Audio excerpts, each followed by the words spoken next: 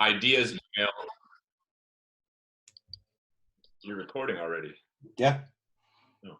Well, there's the ideas email that you sent, right? Which is,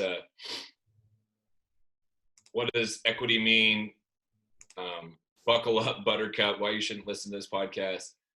How to handle first-time founders who don't know much about sales. Should everyone report to the CRO? How the name "Fuck You, Let's Be Friends" was created.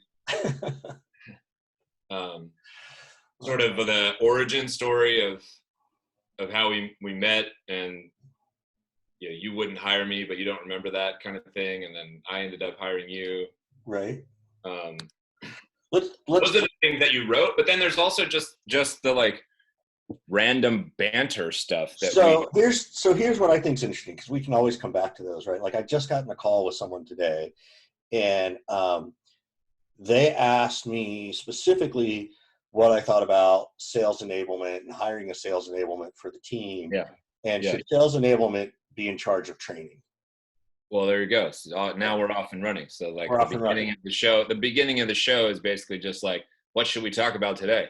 Exactly. We have no set agenda. So this is my thought. And I don't know how you've hired for, first of all, of the roles you've had, right, at the different companies, were you able to get to a sales enablement place? I was able to get there faster and faster. So like in the beginning, there was like no support for it, figure it out on your own, Scott. Your sales enablement, right? Like that's what typically a first-time VP of sales or director is. You are the sales enablement guy, right? Yeah. But by the time I got to like company 4, it took me till like 1.5 years in, and then then company 5, it was like straight away, basically. It was almost like, look, I'm not coming to work for you unless you let me hire this particular person for sales enablement. Right. And then, how big did the team need to be though? Because like you go to an early, and you've been the 0 to 25 million guy, right? And you've started from scratch. You're not starting from scratch with an enablement person, I assume, right? Like, well, I know you write the pitches, you dive in, you talk to customers, like. Yeah, but I actually did almost start. So like at Qualia, my first hire that I made was our head of sales ops, literally my first hire. And she started a month after me, maybe. And how many reps were there when you got there? 3. Okay. And you were able to get them. And so how'd you get not an ops enablement person? How'd you get an ops person even? The ops enablement. 3. You see them as the same? I see them as the same. Yeah. Okay. It's tomato, potato, whatever to me. So how did I get them? I mean, I just kind of, I made a transition after company 4.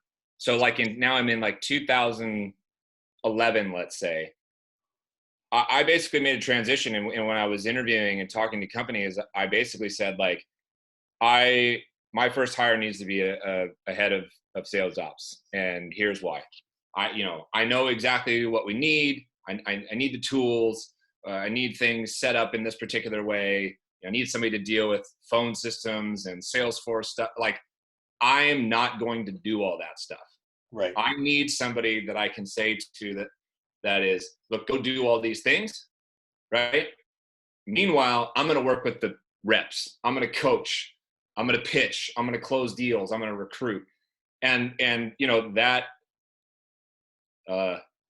pitch, if you will, of me trying to get a job worked in 2011, and then it worked again in 14, and then 2016 maybe when I was at Qualia, whatever the timeline is.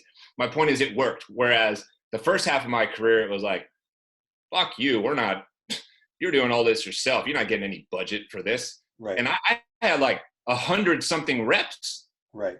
And I was getting no budget. And these reps were in 3 or 4 different cities, in 3 or 4 different offices, and I got no enablement budget, right? So the shift happened where I started to get, people started to respect that response and let me fulfill it.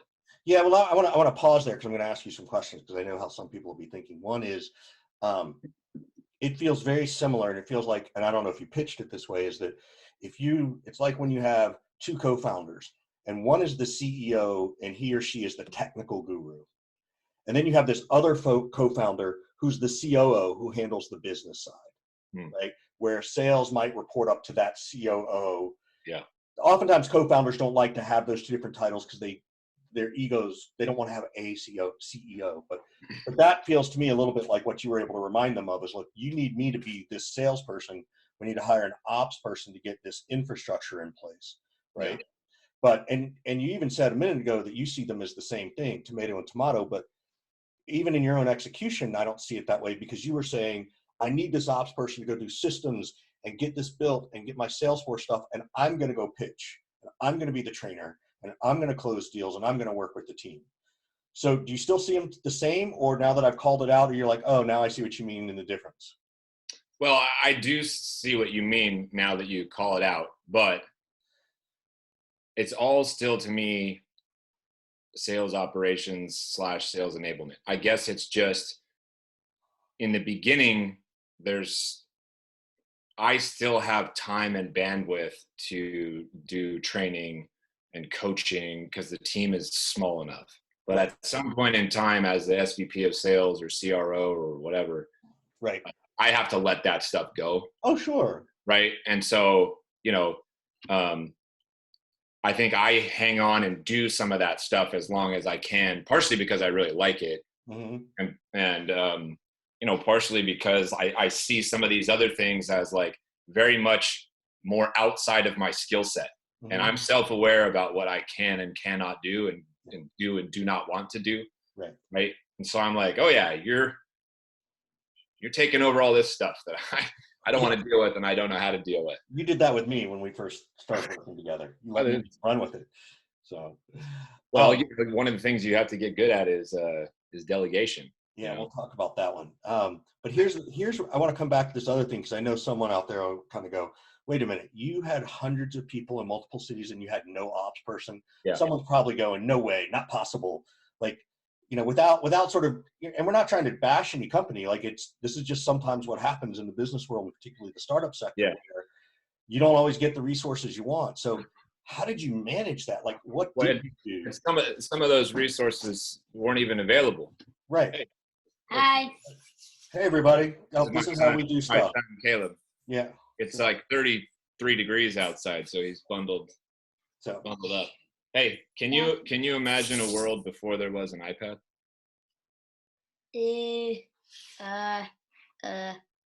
Not really? No, not really. All right, go. Why? Why am I asking that? Yeah. Well, so, as shocking as it might seem to some people, there was a sales world before sales enablement and sales operations. Exactly. You know what I mean? There was a world before all of this tech stack that is out there helping everybody do stuff. I didn't have a lead list. But tech's better. Tech's better. But you and I, we didn't have all these tools and everything. Right. So yeah, it was hard. We couldn't do as much, but we cobbled things, together, and you did your best. So like, I know you, like, I know this part of your life a little bit, and I know I'm sort of turning this into a Scott Leese interview, but I know how to pull shit out of you. So you've got 3 teams, one in Austin, one in Phoenix, maybe one in, I think, New York or LA, San Francisco, a couple of different places. Did you just sort of find the rep who was willing to sort of go the extra mile and, would look for a project, who wanted to be promoted, and you were like, all right, you want to be promoted? Step up and help me do it. That's a great question, except you got one word wrong, and the word you used is rep, and the word is sales manager.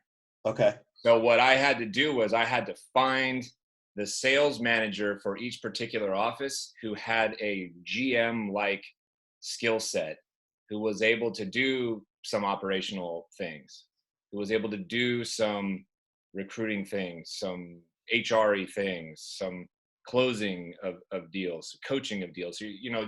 A more well-rounded kind of hire. That key anchor in a particular office was huge, because A, we didn't have sales ops and sales enablement, and B, the executing of it all is not my skill set. So I'm not cranking away inside of Salesforce, building out, workflows and reports and stuff like that. Right. So I would find somebody, like you said, who had skill sets and was good at that kind of stuff. Yeah. And I just empowered them to be that person. One of those people was J.M. Wilkie, who worked with me at Main Street Hub. She was a sales rep, and then a senior sales rep, and then a sales manager. And as a sales manager, started getting interested and good at Salesforce admin type stuff. And she ended up leaving and becoming like a head of SDRs, I think, or something like that. And then she's the one that I pulled back to Qualia and was the head of sales operations. And now she's like a whiz at all sales ops and sales enablement things. Well, that's her like career path arc, right? Like she sold, she led, she picked up these projects, she got good at it, and now it's her job. So she sold, she led, moved into some kind of team lead management role, then started seeing there were these projects that could be done, decided she wanted to try and help you and get them done, decided she kind of liked that, right? And then that's sort of where her trajectory came in. What do you look for in somebody like that? Like, because, look, it's all startup world, right? And, I have my opinions of how do we find that well-rounded person, right? What are the things you look for? I look for somebody who holds themselves to a really high standard and who holds themselves accountable. There's another woman that fits this bill named Claire Morris, who I know you know. She went from customer success rep to customer success manager to sales ops. Now she's been a VP of sales ops and a VP of customer success and sales ops. And, her and JM were kind of similar. Like they hold themselves to a really, really high standard. We had a really good kind of open dialogue and communication to where like, I could start to explain what I wanted, but I had no good ability to say like, well, this is what it will do and look like, and technically you need to do this. It's almost like they'd be able to finish my sentences in a way, right? And like, I know where you're going, like, I'm gonna get this, and they execute on it quick. And they know, for me, like if I have an idea, nobody ever comes to me and is like, what's the timeline or what's your sense of urgency around this? And this about me, like if I put something out there, like my sense of urgency is like now, right? And so that was their speed as well. They wanted to get it done that fast because they kind of think and move that fast. And they're always really, really eager to learn and taking stuff on. And, they'd ask me, can I go take this course? Can I go do that thing? And I'm like, yeah, learn. Come on, be way better at this stuff than me. Make it so I literally can't do my job without you. Right. And I got it. So those are the things that I'm like, that I'm looking for in that regard. Help me tell these stories that I need to tell through data to reps, to, the founders, my bosses, to the board, to whoever, right? Help me tell the story through data. That's a great line. The story through data is exactly what we're all looking for, right? I think you summed it up nicely. Coming back to sort of the original of this, right? So the gist of this conversation actually occurred because someone was asking me, who do I think enablement should, what should enablement do? And my advice to this person, I'd be curious to know what you think, or you drill down on me, is that I told them that I don't think enablement should at all be in charge of sales training. Like the line man training. What's that? In charge of any type of training whatsoever? No, probably more on the coaching side than the training side. Well, what are you differentiating between coaching and training? Live and on the floor with them. Right? Okay. So you would not be a fan of a sales ops, sales enablement person going on the floor and explaining to a rep, like, you're managing your pipeline wrong. Here's why. I'm thinking, that I totally would want them to do. The operational side, yes. I'm talking about the straight up, how do I have a better conversation? How do I engage this prospect or customer? Right. Okay. To move them forward. I mean, my sales ops people don't do that. They don't coach that stuff. That's sales pitch. Right. To me. But is that it? But would you let an enablement person, right? Because enablement's coming along, and we might need to define it a little bit. But enablement in theory seems to be this piece of the sales trainer, the coach, the person who's going to teach everybody the same content throughout the company or throughout the sales org. That's a sales. To me, that's a sales trainer. Right. Okay. And that falls under. In my orgs, the sales trainers have reported to me, not to the head of sales enablement or sales ops. Gotcha. Okay. And I'm too far removed to know if that's a standard or not. So I don't know that's a standard. I bet that there's a lot of the audience that I suspect a lot of the audience doesn't have it set up that way. And I suspect that in a lot of places, sales training maybe does fall under sales enablement. I'm not sure. That just never felt right to me. Why didn't that feel right? What didn't feel good about it? Well, a lot of the operational people have never done direct selling before. Yeah.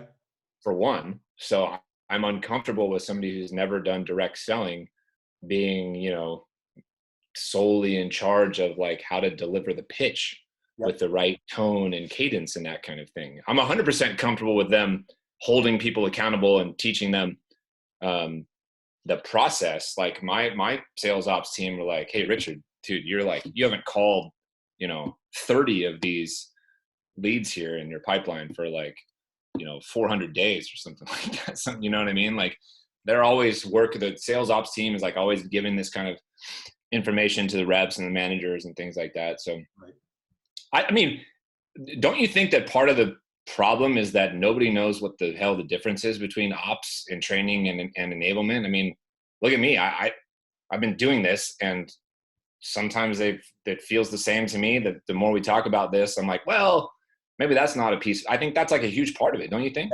I agree. Which is interesting because, you yourself even said, well, I think it's all the same thing. And I wonder if you see it that way because that's just how you allowed yourself to experience it. Right. Possibly. And to some extent, you were conditioned to experience it that way because you weren't allowed to have those resources, even when you had, 100 reps or 200 reps. Right. So I'm also so damn old that, the first term was sales ops. So now there's like this new term of sales enablement. And I'm kind of like recoil, like, oh, come on. What are you renaming the thing for? You're confusing me. As you know, I'm a little older than you. And I remember when sales ops first came around and I remember this is post when I worked with you, you would hire, I was working for you and we would hire a training class, right? We would hire the next whatever. And I left that job and the next word I heard was onboarding. Here's your onboarding program. I'm like, what? Yeah. Onboarding program. I know. Yeah. There's such thing as onboarding. Like, show up and here's how you start. I'm going to train you for 2 weeks. Like, include some operational things and it's going to include some things. I'm like, what is this onboarding? So these buzzwords. What did they call sales ops before it was called sales ops? I don't even know, man. I just think it was considered management, right? Yeah. And I think the industry got to this place, and I still see it where people say sales manager, but we become so stacked to death, so reported and dashboarded upon that management is now about managing the data and not managing the people anymore. Right. And that's where I see. Do you think that's why? Do you think that's part of the reason why so many sales orgs are so screwed up and so many reps are so unhappy and disgruntled? Because nobody pays attention to people anymore. They just pay attention to the data. Well, I see it differently. I see it that they're getting way more attention than they ever got. Way more to the tune that, I'm a Gen Xer, right? I think you're either a closet Gen Xer or a closet millennial. You got one foot in each closet. So I'm 42. I got to be a Gen X. I don't know where it cuts off, but I think that, what millennials and Gen Z, and this is why I love working with them. And for those who are listening, like, it's not your fault that your bosses are idiots, that people of my generation are stupid, but it's not your fault. I promise it's their fault. But what I see happening all the time is that what millennials and Gen Z see as training and coaching, I would have seen as micromanaging. Mm. I would have easily, in a heartbeat, been like, don't tell me how to do this. Don't tell me how to do this. I still have this. They're much more open to that kind of feedback than you were. Totally. I mean, you've known me for, a long time now, and you probably go, oh yeah, I've seen you do that. Like, I've seen you kind of turn on that, like, don't tell me what to do kind of thing. Yeah. And that was just innate in me, but I was a latchkey kid. I was 10 years old. I was walking home by myself, a mile each way from school, and, not this uphill bullshit, but like literally I was just walking home by myself, which, my kids live a quarter mile from school, and we freak out if they walk home too much, right? Like, we're helicopter parenting these kids. The irony there is that my kid just walked home from school and walked in the door and got on camera. Excellent, which is fantastic. My kids. A million ways you and I are different. Well, the boys do walk home from school now, and they might, the boys, they might stick their head in there, might not. I don't know. They would have engaged like Caleb did, but if Caleb was there, they'd have sat here and we could just let them talk fantasy football or something. They'd enjoy that. But then we'd be exploiting our children, and we get yelled at for that, and blah blah blah. Yeah. Anyway, so millennials and Gen Z, I think, and rightfully so, they're sort of demanding this, like, you need to teach me stuff. Whereas our generation didn't get it, and we love to say, well, I don't understand why they can't just roll up their sleeves and get it. It's because it doesn't work that way anymore. That's not how the world does. And more importantly, why does the world need to work that way? Just because you had a shitty upbringing of sales leadership means you should pass on that same shittiness? Like, I don't see it that way. So that's the part I love about what you and I do and working with people, and to all the Gen Xers who are listening, cut it out. Like, stop. You are acting way more entitled as a Gen Xer than the millennials do, right? Just because you've done it doesn't mean you get to be entitled either. So stop it and just help each other. Be human. So, off my soapbox. But I think people, you think people are getting as much human coaching though? I don't. I think they're getting more. They might be getting more coaching, like you said, but it's so data driven and so process driven. Like, I don't know. Well, one of the things, especially in the last, I don't know, 5 or 6 years, I focused a lot more on just people and life coaching, and less about data and more about, like, how do I help you navigate this life and this career and this situation? And, I think that is one of the things that has set me apart a little bit. And one of the reasons why, I'm a better leader now than I was when I, was working with you, and a better leader now than I was 3 years ago, and whatnot, because I think I dig into some of these things and spend time with people and have these tough conversations just about life. And I don't think enough people do that anymore, So there's a part of me that's like, yeah, the data is there, telling a story, but like, I got this operations person over here, like, I'm going to let them tell that story. I want that story to be told, but I'm going to let them tell that story. Mm-hmm. I want you to tell me your story as a human. How the hell did you get here? Where did you come from? And I'm going to tell you my story. This is who I am and where I come from and how I think. Okay, well, how can we both get done what we want to get done here and help each other out along the way? Do you feel like that's common or uncommon in the places that you go? It's never common, Why? Why is it not common? Because we've been hiring extroverts for sales and sales leadership. Extroverts don't think that way. Introverts think that way. That's the biggest difference I see. And there's different levels, there's sort of. I mean, me, I'm definitely more introverted than extroverted overall. But that's your real persona. Sometimes I see you in your sales world and you're a little bit more. That's different. That's like going to character, right? I know. So what I'm hearing you say though is like that line of thinking where I'm trying to coach people on a human level. Mm-hmm. Maybe it's easier for me because my natural state is more introverted than extroverted. Look, neither one. Well, you're the closest of the psychologist experts with your undergrad degree and stuff, but I don't think extroverts are always looking for execution is what it feels like to me. Right. and rightfully so. They can be good at that, right? That's why they can power through. But when you put an extrovert into a leadership position, that's a challenge. And I see this, and this is why extrovert. Well, let me say this. Oftentimes, salespeople, not even introverts or extroverts, salespeople get promoted because they're experts at the product or the process, right? They've executed. You know what they're not experts at? Supporting other people. Yeah. Unless it serves their purpose, which is, to make a commission check, right? And even then they miss. And so there's all these people, and I was one of them, where I busted my butt, thinking that's what it took to get into management. And then I got to management, I was like, wait a minute. Nobody told me how to, like, literally I've had to have conversations with people, about the dead pet, taking 3 days off for the dead pet. Or I had one employee once who just had a body odor issue, and it was just, I had to say something. It was, nobody coached you on that. Like today, I don't even know. I mean, you call your HR person, maybe, if you think about it, but nobody teaches that stuff about how to talk to humans. And I think, I do like, so to answer your question though, is I think we're getting closer and closer to human, right? We're taking there's a little bit of a curve happening right now with the tools that are out there, which are great because I do think they help, right? But ultimately, as a human being, I don't want to be coached by a machine any more than my kids don't want to be parented by a machine, right? So all the tools that are out there are great, and they're super helpful, and they do allow for better.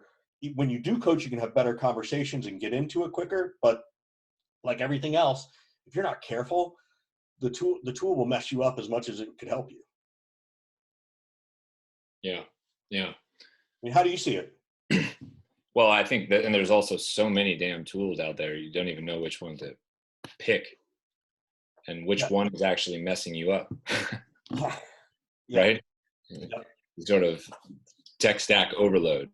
Right? Yeah, we need to go on a diet. Tech stack diet. Yeah. Is he making fun of my head again? Go. Yes, go. Okay. Yeah. You're not camera shy. No, not at all. This is what we do. We have families. So coming back to this, like, what is your thought around that? Like, are we going too tech savvy on the coaching? Do you think the coaching's not happening enough? I mean, I remember, I worked with you and you had 60 or 70 reps, and, you would have we were 5 or 6 of us managers, and you would literally text us, on the phone. You'd be like, get off your CPU. Like, go spend time with get off the computer. Go talk to people. Yeah. Talk to your sit next to. No, I don't. I think coaching your own team. Go coach another team. That's one of my favorite. Go coach a team for a day. Yeah, I don't know how many other people did this, but I at Qualia did away with having team quotas for managers. I don't know if I told you that. Mm-hmm. So all of the sales managers and I, we had one number. I no longer enjoyed a scenario where Richard was like, well, I hit my team's goal. Sorry, we didn't hit the overall team goal, but like I did my thing. Right. I no longer was interested in the scenario where Richard even had to hesitate for a second whether or not he should go help Caleb over there on Scott's team, because he wasn't necessarily going to get paid on it. So, that's an example of the evolution of me, at least, and how I manage and how I thought of things and how I tried to make it easier on some level for people to get coached and for people to give coaching. I don't think there's enough of it happening. I worry that it's going in the wrong direction, even though there's more tech and sometimes conversation and dialogue about it. I've been on all these floors. I've been on them, whether it's my own or whether I've been, consulting and working with other people on their floor. I mean, you and I just spent time with a large organizations, not too long ago. And like, those people are bloodthirsty for coaching. Yes. They're not getting it. Yes. Right. And that's not a resource constrained organization. No. I just don't think that they get it. I think we're becoming more adverse to delivering that kind of feedback. And I think a lot of the leaders are older like us and moving away from that stuff. And meanwhile, the workers are getting younger and they want more of that kind of feedback. And there's a clash happening and there's a disconnect. And I think ultimately what's going to happen is the, millennials, if you will, or the frontline workers right now, they're going to win. Right. Because they hold all the power, whether they know it or not. Like, they can revolutionize the whole industry, because at some point in time, they're all going to be like, you know what? Fuck you. I'm not going to go work there. I'm not going to work any place anymore that doesn't give me the support that I need, that doesn't give me the coaching that I need, because I have a million different options that do offer this kind of stuff. So I'm not even going to deal with you anymore. And that reckoning is coming. I think it's already starting to be here. I think that's where your best reps are going. And they should. And they should. What, I get those, we got that question, last week, like, what should I do if, my organization is not giving me that stuff? And I'm like, fucking leave. I said, leave. That's what I would do. What are you waiting for? Yeah. What are you doing? There's thousands of other places in your town probably that will give you what you're looking for. The only reason they don't do that is because we haven't stood up and said enough is enough. We haven't made them feel the pain yet of not changing, Yeah, I think that's part of it. I do wonder, and again, this is generational, and I wonder if it's the same thought but a different definition to, hey, let's be happy we have a job thing, right? Like, are those millennials and Gen Zs are the children of parents who struggled, in the last 10 years.